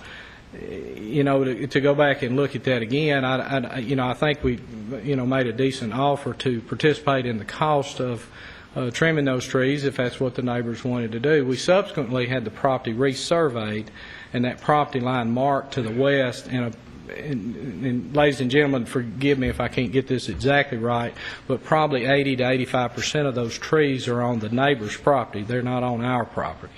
So we, ultimately found out that, in my view, that's not our responsibility. Somebody mentioned something about the trees earlier. So it's kind of humorous that we have arrived to this, to me, because this has gone on for 20 years. Codes always contacts me. We've always maintained that we've got a half a dozen tracts of land scattered across Murfreesboro and Rutherford County, and we try to maintain them as best we can. We always bush hog everything twice a year. Sometimes it's the last week in May. Sometimes it's the middle of June before we get the first cutting. And then the second one, we always try to time it somewhere around the middle of the end of October once there's been a good killing frost to make the property look, as adequate as we can without spending a small war pension on it, maintaining it. So back in the summer, one of the codes officers suggested to Terry and I that maybe we need to look at this grass ordinance, and that for $300 or $350 I could come and petition my cause to this body and ask your permission if I can't have to cut my grass. So that's what's brought us here today. As I said, I kind of find it humorous because if you remember what I said to start with, 20 years ago when we purchased the property, it had 2, 3, and 4 inch caliber trees already on it. I suppose if I had not done anything to the property, I wouldn't have upset my neighbors. I wouldn't have to be up here asking your permission not to cut the grass, and the codes department wouldn't have to constantly have been on me for the last 20 years. But anyway, that's kind of it in a nutshell of why I'm here today. I don't think I need to bring out any type of overhead view or anything like that. I think staff has done a good job taking good pictures. You pretty much showed all the good, the bad, and the ugly toward that piece of property. But it's something we've had for, as I said, 20 years. Tried to maintain it as best we could. Tried to operate within the limits of the law as we believe, and to try to take care of it as best we see it. We realize, and I think, ladies and gentlemen, you do too. We're only stewards of this property for a short period of time. Our Creator granted us that privilege, and I take high responsibility. Those of you that do not know me, I was born and raised on a dairy farm in the Lascassas community of Rutherford County. My wife and I, to this day, maintain about 500 acres in the Milton community. It's a pretty good full-time job along with my auction business. So we were raised to take care of the property. My grandmother and grandfather both told us that, my brother and I, if you take care of the land will take care of you. And so that's what we try to do. We try to do the best job we can with the resources that we have to maintain the property that has been bestowed to us for whatever reason, that we try to take care of it as best we can. But other than that, that would be my presentation to you, ladies and gentlemen. Do I need to field questions at this time? Thank you, Mr. Vaught. Yes, sir. We may have some questions for you. Do we have any questions? My question is that before you started filling the property, obviously then it would have been lower, particularly on that half that is closer to Mercury. And at that point you said it was more wooded, I guess. It was. Right now the front half looks pretty different than the back half, and I would think that they would, if let go, would probably develop differently, given soil and the composition out there. It probably would, because the combination of field that's been dumped there has been some. As I said, a lot of it was overburdened from MTSU. Some of it's pretty good topsoil. We've left it alone now for 6-7 years, I think. And there's a pretty good stand of grass there. We haven't sown it. We haven't, as I said, all we've done is bush hog it a couple of times a year. I think if we let it go totally, we would probably, in 3 to 4 years, you would see small saplings of some kind take over in that general area. I don't know what the future holds for that property. I don't know that, 3 years from now, MTSU needs it for student housing. I don't know that the city of Murfreesboro, through the housing authority, needs it for apartments. I don't know. If I knew what the future held for it, I could make a better judgment. What I do know is it has caused some friction and some problems with my neighbors. It has caused some problems with the codes department here. I guess part of it's my stubbornness. I don't know, but how it would proceed from now, I don't know. Chairman Rogers, as I said, it could be 3 years from now. There could be apartments on it. It may be 20 years before apartments get built on it. I just don't know. If I knew, they would probably give us all a little bit better insight right now. There are 3 easements that run across it, I think. Murfreesboro Electric, then you've got a consolidated easement. TVA's got it's basically a 150-foot wide easement diagonally through the center of the property. Okay. Takes up about 2.5 acres of it. They haven't done anything to maintain those easements, have they? They've just been living off of you and maintaining. Oh yeah. They can't. If you remember, they came through back in the fall and they cut everybody's trees in their backyards, and they stacked up lumber, and in fact they encroached on this property. Of course, we had cleared most of the trees that were even in or across or close to the easement that they had, and they left their pile of tree limbs there, stacked up. And over the period of the years, there's been a lot of people used it as a dumping grounds. We put up a couple of gates there. We have hauled off. Sam Huddleston inspected it one time, and I think we counted, there's 8 or 10 tires that somebody had dumped on it. We've hauled a car out of there. My neighbors to the west have left a washing machine, a dryer, and a refrigerator. Every year that property gets used as the neighborhood grass clipping and limb disposal area. I don't know why. The city of Murfreesboro does a good job about picking that stuff up, but it's amazing what turns up on a vacant piece of property when you don't check on it every day. Okay. Any other questions? Thank you. Thank you. Okay, then at this time we'll conduct a public hearing. Anyone present wishing to speak for or against the application, if you would, please come forward. If you would, state your name and your address, please.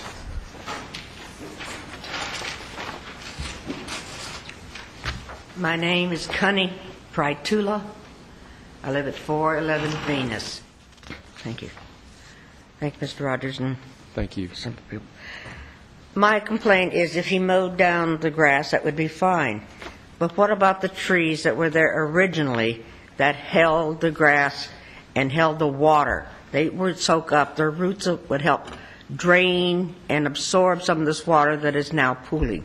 He thought it'd be nice to cut them down. If he cut them down then, why can't he replant them now and let these plants take over the water that is accumulating? We have mosquitoes coming out, our mosquitoes, and it's awful to go out in the evenings in the summer because of all the standing water. We need him to put some more grass back there, real grass, not just what is left over from MTSU's dirt. We need trees. We need the creek cleaned out. Limbs fall in it. It is flooding in places. If it were cleaned, it wouldn't flood. It would have a straight way to go. I'm not remembering my chemistry and biology. Water seeks its own natural course, and I think it would do so. We really are asking, I have no objections if he turns it back into natural habitat. I think it's great, but to do so, he needs to make it natural to begin with by putting grass and trees back there to help with the water drainage. Thank you, sir, madam. Thank you.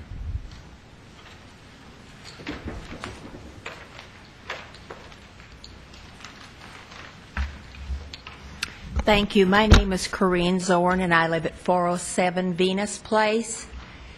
The dirt that was brought into that area was done illegal. He did not have a dirt permit. I called the city when the heavy equipment was back there. I take my phone and hold it and tell them. They did nothing about it. The water stands, the mosquitoes, the odor. Now we have more apartments coming along on the other side, and it's just not a pleasant thing. How many wilderness areas do you have in Murfreesboro? If you're going to have a park, have a park. Don't just have a bunch of grass growing up for wild animals and mosquitoes to sit up there and live and create trouble. Thank you. Thank you.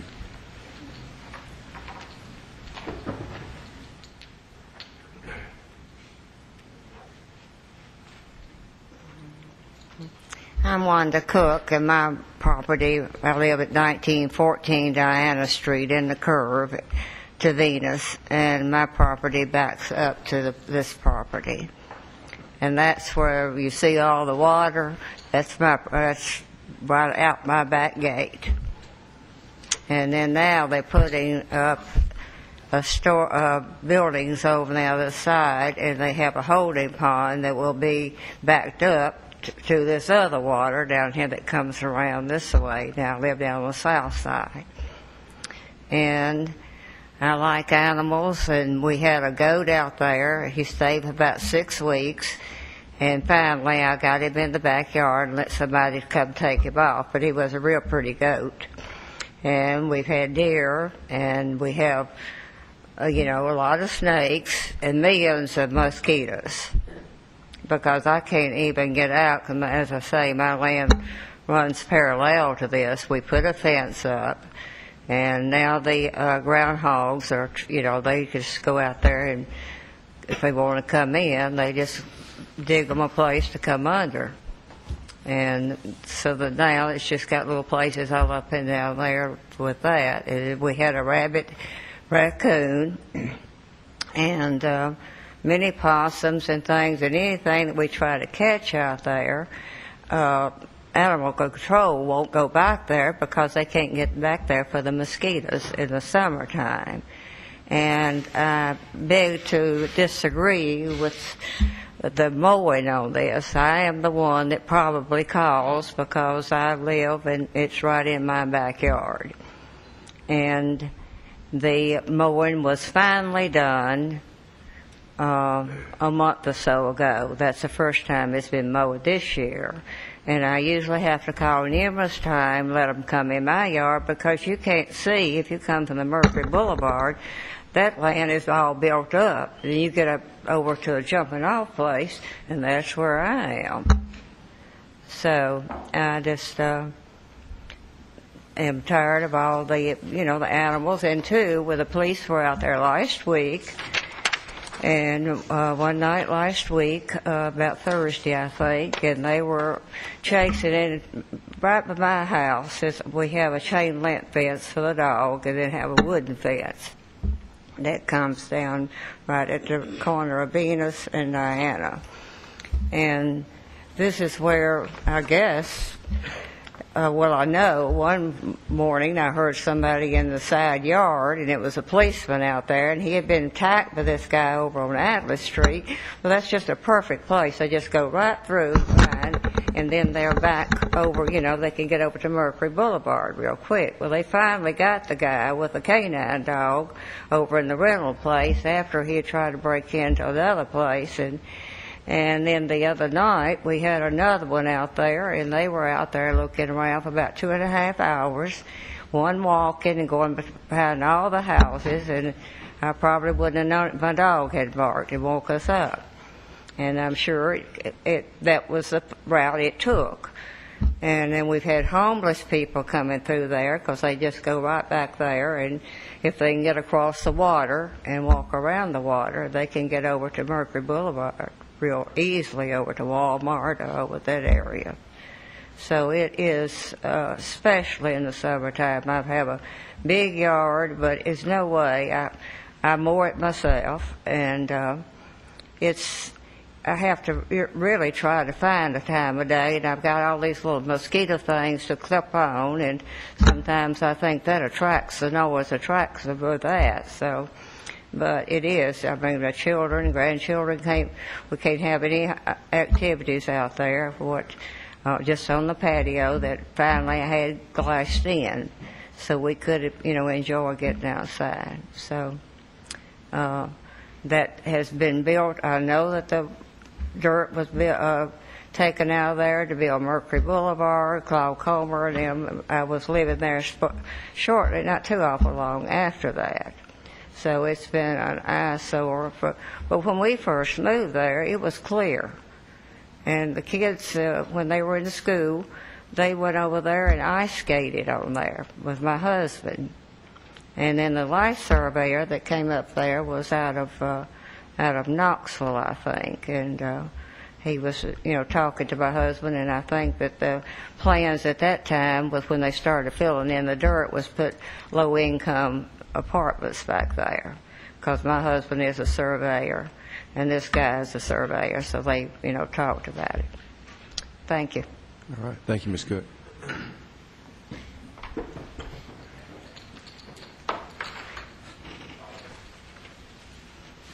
Good afternoon. My name is Dennis Milnar. I live at 605 Rambush in the Blackman area. Just been there a short time. Lived on a farm, about 150 acres between here and Eagleville. My wife and I are the owners of Venture Point Apartments. And I would like to address the turning the property into a wilderness area. Living on a farm for 35 years, we're very familiar with wilderness areas. our house is about 2/10 of a mile off the road and backing up to woods that were about 80 acres. So we've had just about every conceivable animal that lives in Middle Tennessee in our backyard. I spoke with someone from the Rutherford County Extension Service, a Michael Moat, and also with the TWRA, and just discussed what would happen if property was turned into a wilderness area with people living all around the property. And we talked about the food chain of how the smaller animals will attract larger animals, and this worries us for not only the residents of Venture Point, but also because we do have children that live there and they play back there. And I'm not worried about the mice or the groundhogs or the snakes or the snakes would probably be simple snakes right there. But also the foxes. We've had everything. We've had wild boar in our backyard, but it wouldn't be there. I'm not trying to say that. But coyotes, they're coming into the city now, and that would be an area, if that was overgrown, that would become a home to them. And I feel for Mr. Vaughn and all he's been through with this piece of property. I would like to talk to him about the trees again sometime, because I think now that we planted quite a few trees when we built that property, and the city might think that that's enough without the real tall trees in the back. We purchased there's a strip of land if we're facing Rutherford Mercury Boulevard to the left of about 30 feet wide, that was owned by a gentleman who let the trees get overgrown and died, and the wind would blow and they'd break and they'd come right through the top of our roofs into the homes. And we bought that property from them and trimmed some of the dead trees out of it. And that is an issue, but that has nothing to do with what you're going to be voting on. It's just that I feel if it did go for years without being touched, that it would be a wilderness area right in the center of a residential area, and that's bothersome. Thank you. All right. Thank you, Mr. Milner.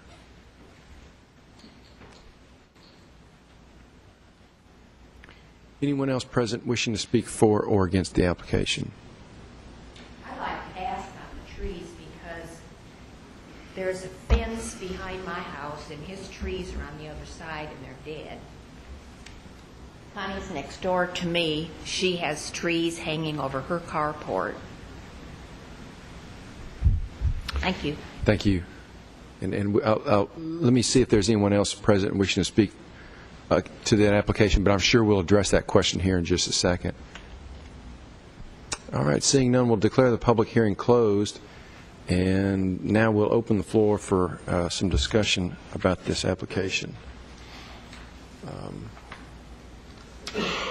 And I guess, this with help of Mr. Ives, our city attorney as well, but with regard to trees and mosquitoes and some of those other problems that are legitimate concerns, and I was sitting here thinking, I'm not sure, well, I know that whatever we do with regard to this application is not going to affect those concerns. I think Mr. Milner may have been a little closer to what, something that we could affect one way or the other, and that is how much or how habitable this is for animals on the property. But whether or not the application is granted, I think it's fair to say that it would not make any difference about the maintenance of the trees along the edge of the property. Whether it's cut or whether it's uncut, those trees will largely be the same condition that they are right now, unless you all do something about it, or unless Mr. Vaught does something about it. But there's nothing we as a Board of Zoning Appeals, I don't think can do about those trees. And same thing with the standing water. Whether the property's cut or not is not going to affect whether water stands on that property. I think that sounds like it's largely a fill issue and a drainage issue coming from, maybe to some extent affecting it from off the property. I don't know, is that fair to say? I think it is, yes. Unless Mr. Huddleston has contrary thoughts about that. Yeah, Mr. Huddleston, anything you want to add to those comments? No, Sam? not this time. Okay. So that when I'm sitting here thinking about it, I'm thinking about it in terms of if this property was allowed to grow up, what are the consequences to that, and what are the downsides to that that aren't there now?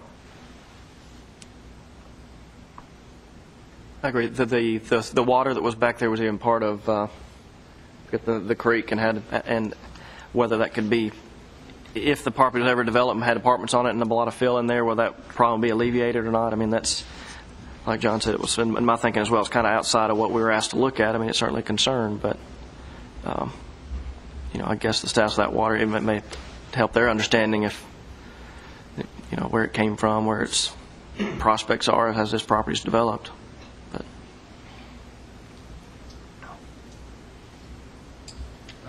Our question for Mr. Milnar, does water flow down that 50-foot, 50-foot strip to get over to the ditch at Mercury Boulevard? There is some water that comes down. There's a gentleman that owned that strip of land that had taken topsoil out of it. And water does come down. And there is a bit of a water problem that we have to. He has built up so far, and it drops off, and this track not back to flow water. Back down here into this hole where they took the dirt out, building up the boulevard. And, it looks like you can go over there and you have to climb a hill or go over. But that's all been filled in. Right. And maybe he would get filled in the rest of it, if, it hadn't been stopped. Well, I do believe that in part, at least, the regulations changed over the last. Well, I know they've changed over the last 20 years. What changed when, I'm not certain, but there have been changes, and things that used to be acceptable and perfectly permissible are, at some point were not, and today are not. So, to some extent,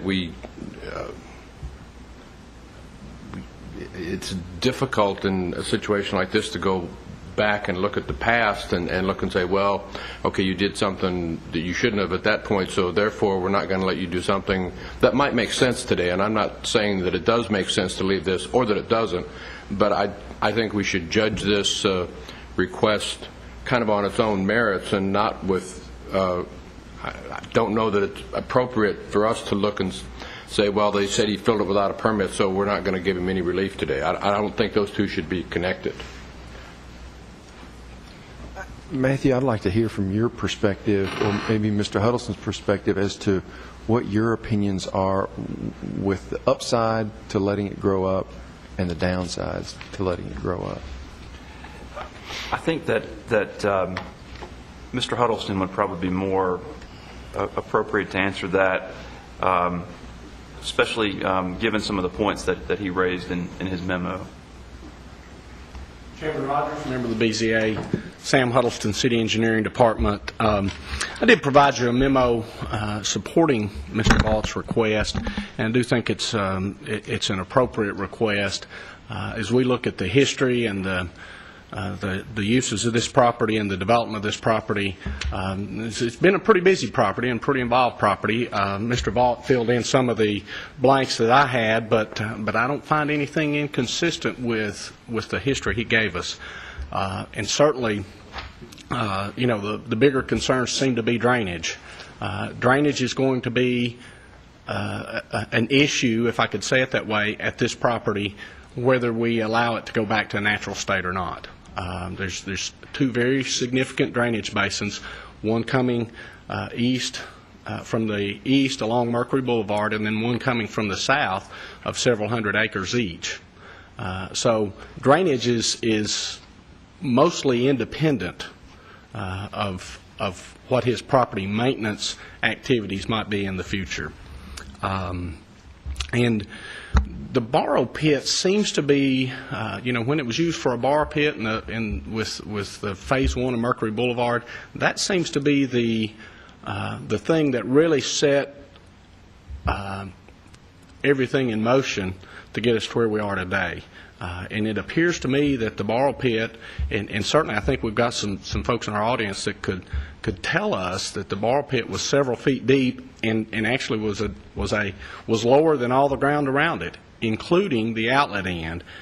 And as I review the drainage maps of the area, the mapping that we have still suggests that it's 2, 3, 4, or more feet lower than the outlet, which is through the narrow strip of land that Mr. Miller mentioned. That's private property. Mr. Vaught's property is private property. So the city, really, we don't have an easement right in there to be working on those properties as far as drainage. The one thing I have noticed, and I researched aerial photography that we have on record from 1951 to 1990, and with the exception of perhaps just the last few years related to Mr. Vaught's property management, that property was used for a borrow pit and then almost immediately allowed to revegetate. And the 1990 photograph that I do have, and I could possibly even put it up on the screen for you all, shows that it's very, very well treed in 1990 before the construction of Phase 2 of Mercury Boulevard. Matthew, I may need some assistance with the operation of this. I think that's it. And this is the property. And you can see, of course, keep coming down there, Todd. Back out we can back out just a little bit so we can see the relationship. This was before the construction of Mercury Boulevard Phase 2 and John Bragg Highway. And so you can see there's still some exposed rock in there, and we saw a little bit of that today in our walk-around tour, but a good bit of the site was heavily treed in 1990. Is that holding water there? Or is that it is. The southeast corner, which I think one of the testimony was on that corner. That corner was holding water in 1990, and I think this may have even been, according to Mr. Vaught's testimony, before he purchased it. So the property's been, holding water and southeast and southwest both. Southeast and southwest, and my suspicions are that if we could look a little bit closer at the northwest corner, we'd see something similar there as well. In your memo, you attached something from the Stone River Watershed document about the sinking creek and maybe the headwaters of that. If this property sold, they wanted to put apartments there, do they have the ability on just this piece of property to fill it, to get rid of all that? Well, I mean, I'm not sure what the process would be. Yeah, certainly we would. There's development rights that run with a lot of property in the city of Murfreesboro. The zoning is in place for a multifamily zoning. We have not seen or considered any types of plans for development there. They would certainly have the ability to make application and would review those applications based on their merits. Is it permissible or not? It's a hard question, to speculate about what their plans are, but I can say that we would consider an application, and if the application's in order, we'd be obligated to approve it. It would need to consider all of these impacts that we've talked about. Drainage through the property is going to be a big one. Potential impact on the neighbors from filling those drainage areas, that's going to be a big one in my mind. And this property is only a couple feet higher than the outlet where, and Mr. Vaught's testimony is consistent with my observations as well, that the water from this property goes into sinkholes on the opposite side of Mercury Boulevard, and we're only talking about a couple feet of elevation difference. So, Mr. Young, in answer to your question, I think there's a possibility that a development plan could be considered and approved in there. The magnitude of that development plan would be based on the site limitations. Okay. You know, Mr. Vaught raised that good question about would we be here if that property looked the way it did in 1990? Would he be required to come here and request a weeds and grass exemption? I think based on the current ordinance, we would conclude that this would be a heavily wooded area and would not be weeds or grass. And the possible exception to that is the power line easements, and it's really hard for us to maybe figure out how that fits in. But TVA and MED and Middle Tennessee Electric would certainly be interested in preventing overgrowth of their power line easements. So, you know, they could be creating a little bit of a property maintenance situation for us there. So I think in 1990, where this property here today, in the condition it is in 1990, we probably would not have sent mowing notices or anything on this property. So are there any downsides then to letting this property grow up? None that I'm aware of. I think as far as the mosquitoes and wildlife, I think we've already seen evidence they're there today. Mr. Vaught's been managing this property fairly consistent with the ordinance.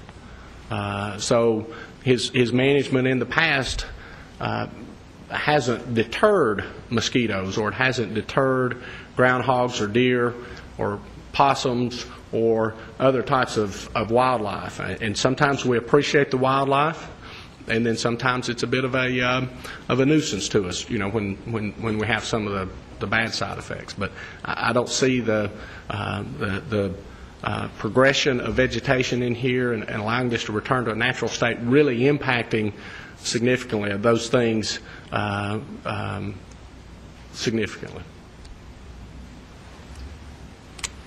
Any other questions? And I would make this observation too, and one of the folks who gave testimony made this statement that certainly trees and vegetation does a better job at absorbing rainfall and holding moisture and holding soil than does grass. And so there is although it's small benefit here, there is a small benefit to allowing this property, a part of this watershed of several hundred acres, to revegetate to large trees and tree canopy. It will provide just a small incremental benefit to runoff management. Okay. Thank you, Mr. Huddles. Appreciate it.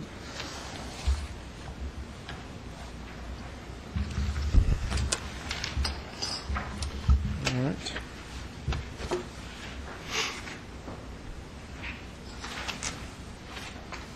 Further discussion or motion?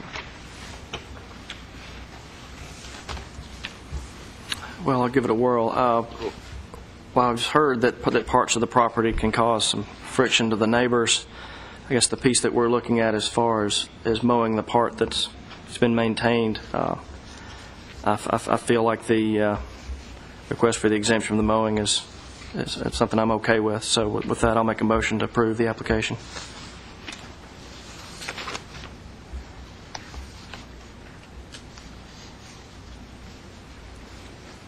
Do I have a second? Yeah, my question I had, I think, was the same as the chairman's that I had written down before we got to the end, was will allowing this exemption make the conditions that have been complained about better or worse? And I think there's maybe, and just common sense told me that it might make it a little better, although not dramatically. And I'm not hearing anything that would suggest it would make it a lot worse. So that was sort of the crux of the application for me. And so based upon that, I'll second Mr. Young's motion for approval. All right. We have a motion and a second. Further discussion? All right. If not, all in favor say aye. Aye. Any opposed? Okay, Mr. Vaught, that application has been approved. We appreciate everyone's time and comments on this issue. Good points made both ways. All right, we'll move on to staff reports and other business. We will first there consider amending the 2012 Board of Zoning Appeals calendar with regards to the submittal deadlines for the months of November and December 2012. Mr. Blunt. Thank you, Chairman Rogers. This is kind of a housekeeping item. In reviewing the 2012 BZA calendar that we approved several months ago, I noticed that there were some adjustments that I wanted to make with regards to the filing deadlines for November and December of 2012. As you know, we have our November and December meetings on Mondays, and the meeting dates are not proposed to change, just the filing deadlines. Because the meetings are pushed up in the month a little bit, pushing the filing deadlines back a little bit, which is what I should have done when I had the calendar brought to you to begin with, will allow me adequate time to prepare the agenda and staff comments and the legal notice.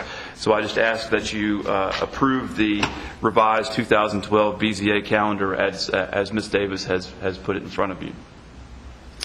As I mentioned, the meeting dates will not change from what was approved previously.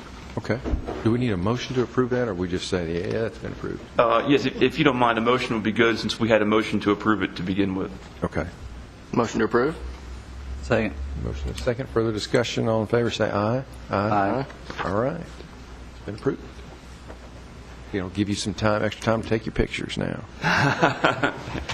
And print them out. That takes a long time. That's right. Does everyone have their education hours?